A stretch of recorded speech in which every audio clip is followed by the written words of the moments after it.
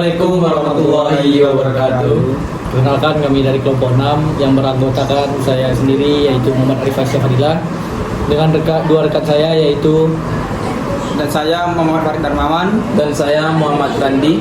baik, kami di sini mempresentasikan mengenai hukum ekonomi internasional. Baik, untuk teman-teman semua silahkan menyaksikan video dari kelompok kami. Selamat menyaksikan.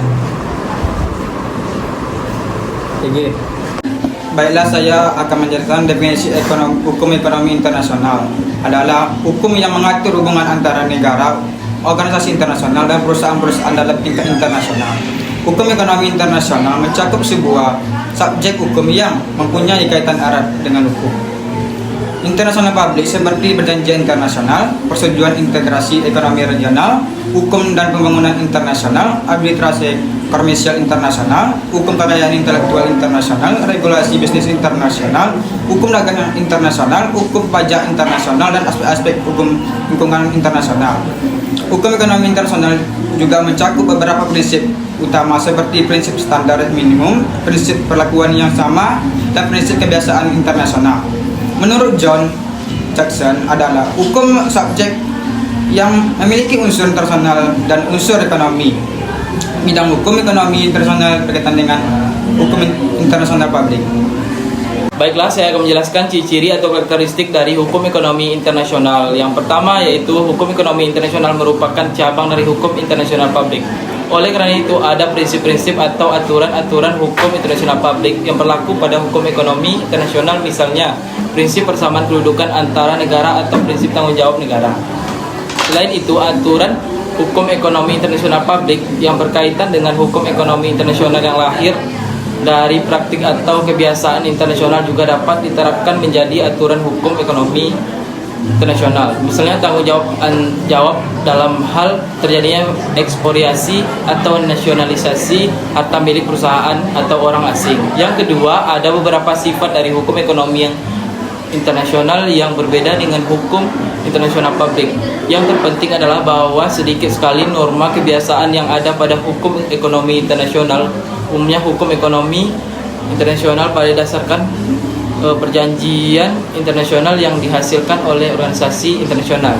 Yang ketiga, jika dibandingkan dengan hukum internasional publik, dalam hukum ekonomi internasional banyak terdapat perjanjian bilateral.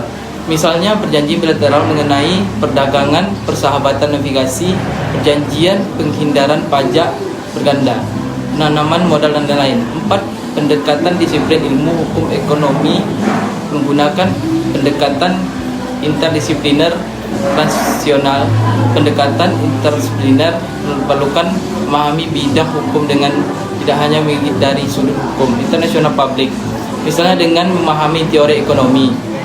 Pendekatan transnasional diperlukan dalam mengkaji bidang hukum ini karena kita perlu menggunakan kaidah hukum internasional publik, hukum perdata internasional, dan kaidah perdata maupun publik internasional secara integral.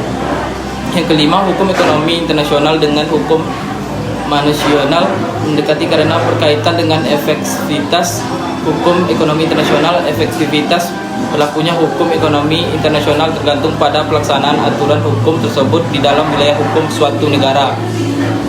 Baik, yang terakhir yaitu prinsip hukum ekonomi internasional. Kaidah dasar dalam hukum ekonomi internasional mengacu pada prinsip kebebasan yang merupakan prinsip klasik dalam hukum ekonomi internasional. Yaitu yang pertama, kebebasan berkomunikasi. Kebebasan berkomunikasi adalah prinsip yang menyatakan bahwa setiap negara memiliki kebebasan untuk berhubungan dengan siapapun, termasuk kebebasan untuk memasuki wilayah suatu negara untuk melakukan transaksi ekonomi internasional. Yang kedua, kebebasan berdagang. Berdasarkan prinsip ini, maka setiap negara memiliki kebebasan untuk berdagang dengan setiap orang atau setiap negara. Kebebasan ini tidak boleh terhalang oleh perbedaan sistem ekonomi, ideologi, ataupun politik. Selain kedua prinsip klasik tersebut, dikenal juga beberapa prinsip hukum ekonomi internasional lainnya, yaitu yang pertama, prinsip standar minimum atau minimum standar. Yang kedua, prinsip perlakuan sama atau identical treatment. Yang ketiga, prinsip perlakuan nasional atau national treatment. Yang keempat, prinsip dasar atau klausul most favored nation. Yang kelima, prinsip menahan diri untuk tidak merugikan negara lain. Yang keenam, prinsip tindakan pengamanan, yaitu klausul penyelamat. Yang ke-7, prinsip prevensi bagi negara berkembang. Yang ke-8, prinsip penyelesaian sengketa secara damai. Yang ke-9, prinsip kedaulatan negara atas kekayaan alam, kemakmuran, dan kehidupan ekonominya. Yang ke-10, prinsip kerjasama internasional. Sekian dari saya, terima kasih. Baik, sekian dari kelompok kami. Terima kasih teman-teman semua sudah menyaksikan video dari kelompok kami. Billahi taufiq haq, fastabiqul khairat. Assalamualaikum warahmatullahi wabarakatuh.